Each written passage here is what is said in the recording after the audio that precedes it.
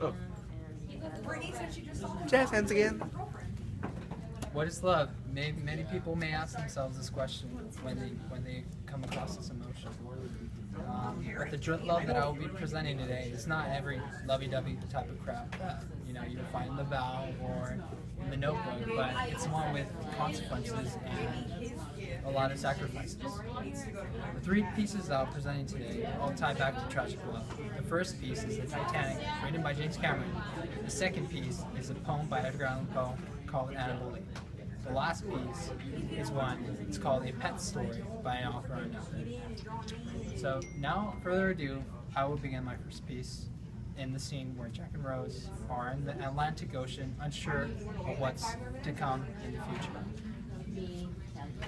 future.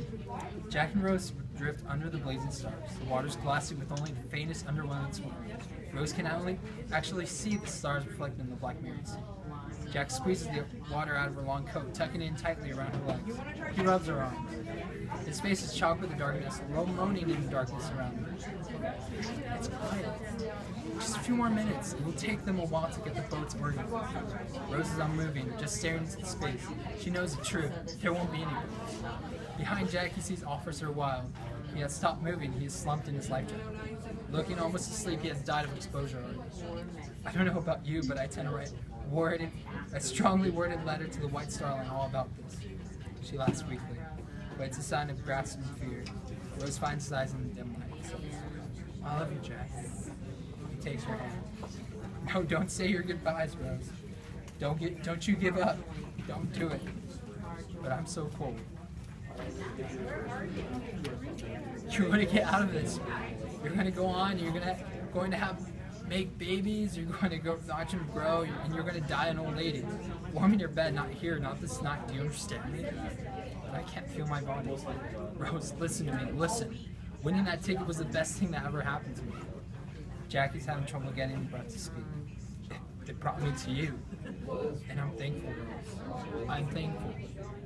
His voice is trembling with a cold that's working its way to his heart, but his eyes are unwavering. You must do me the honor. You promise me that you'll survive, that you'll never give up. No matter what happens, no matter how hopeless, promise me now, and never let go of that promise.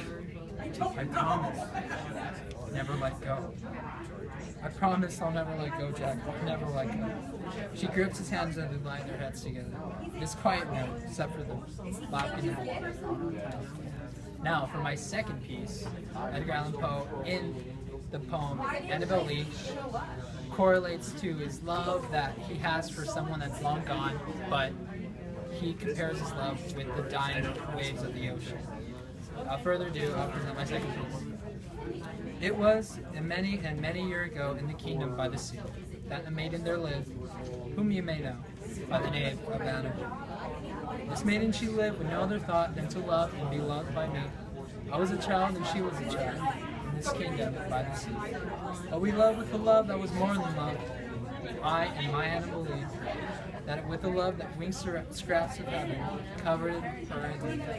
And this was the reason that long ago in this kingdom by the sea, a wind blew out of a cloud, chilling and killing my beautiful Annabelle Lee.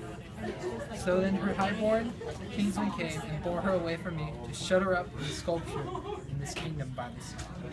The angels not so happy in heaven when envying her and me. Yes, that was a reason, as all men know, in this kingdom by the sea. And with the wind came, cloud by night, chilling and killing my Annabelle Lee. But our love, it was stronger by far than love of those who were older than me, of those who were wiser than me.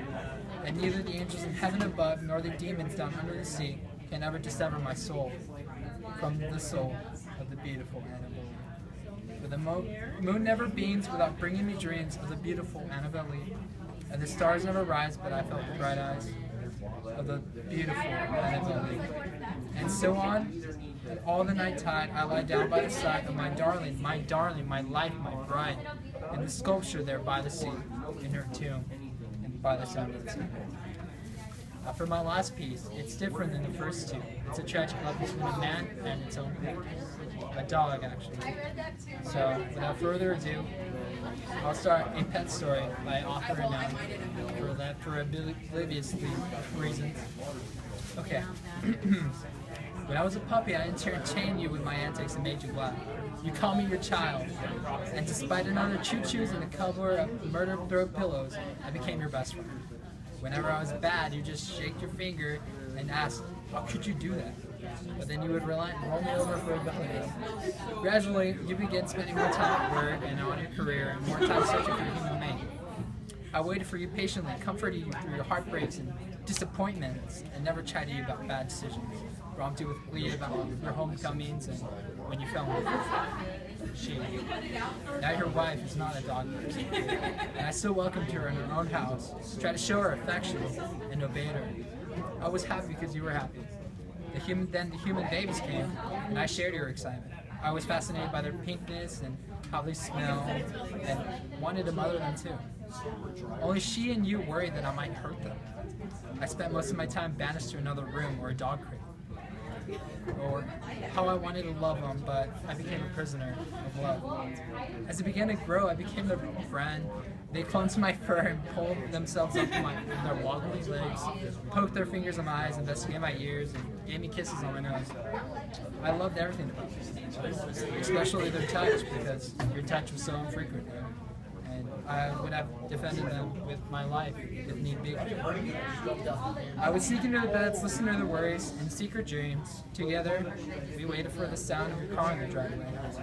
Now, you have a new career opportunity in another city, and they will be moving to an apartment that doesn't allow pets. You made the right decision for your family, but there was a time when I was your only family. I was excited about the car ride until we arrived at the animal shelter. It smelled of dogs and cats, of fear and hopelessness. You filled out the paperwork and said, I know that you'll find a good home for her. They shrugged and gave you a pained look. They understand the realities facing a middle-aged dog or cat, even one with papers. You had to pry your son's fingers loose from my collar as he screamed, No, Daddy, please don't let them take my dog. And I worried for him. What lessons you just taught him about friendship and loyalty, about love and responsibility, and respect for all life. You gave me a goodbye pat on the head, avoided my eyes, and politely refused to take my collar and leash me. You had a deadline to meet, and now I have one too. They were as attentive to us here in the shelter as their really busy schedules allowed. They feed us, of course, but I lost my appetite days ago. At first, whenever anyone passed my pen, I would rush to the front, hoping it was you. Then, that you had changed your mind, that this was all about dream to say. Or I have hoped it was at least someone who cared. Anyone who might save me. When I realized I cannot compete with the frolicking for attention of happy puppies, oblivious to their own fate, I retreated to a far corner and waited. I heard her footsteps as she came for me at the end of the day, and I padded along the aisles for her to separate room. Blissfully quiet. She placed me on the table, rubbed my ears, and told me not to worry. She gently placed a tourniquet around my foreleg as a tear ran down her neck. I licked her hand in the same way that I used to comfort you so many years ago. She expertly slid the hypodermic needle into my vein. As I felt the sting and the cold liquid coursing through my body, I lay down, sleepy. I looked into her eyes and murmured, how could you? Perhaps because she understood my dog speak. She said, I'm so sorry. She hugged me and hurriedly explained it was her job to make sure I went to a better place, where I wouldn't be ignored or abused or even abandoned, or have to fend for myself, a place of love and light so every different from this earthly place. With my last bit of energy, I tried to convey to her at the top of my tail that my how could you was not meant for her. It was you, my beloved master, I was thinking. I will think of you and wait for you forever. May everyone in your life continue to show you so much loyalty as I did before.